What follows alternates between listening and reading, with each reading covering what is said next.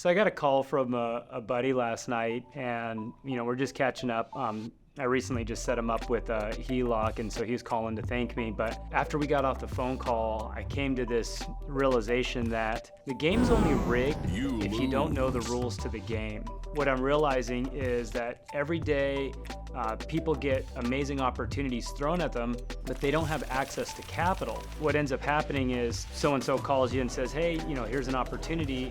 And because you don't have access to this capital, you end up calling someone who does, and then the rich get richer and the poor get poorer, which is super unfortunate. The best opportunities are really hard to finance, and so you kind of need some cash. As I was talking to my friend, we were talking about his first house, and somehow he got this house in the high 200,000 range in Renton. And just like every first-time home buyer, the payment was hard, right? Like I literally don't know any first-time home buyers that are like, yep, payment's cake. Like that just doesn't really happen. And so he found some creative ways to pay for this house. He ended up putting some roommates in there. Through time, the equity kept growing in his house, and it allowed him to buy his next house, which is a significantly nicer house than his first one. And mind you, he has kept this first house and continued to grow appreciation. And most recently, now he's building a house that he's gonna turn around and sell. And so the big misconception that a lot of people have is that they're under impression that a lot of wealthy people just started out with bags of money and that they just have access to all the capital, and they're not realizing that it took kind of baby steps for this to get there.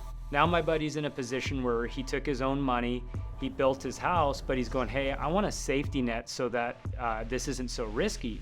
So that HELOC that we opened up for him is set there now in case he needs access to money for anything.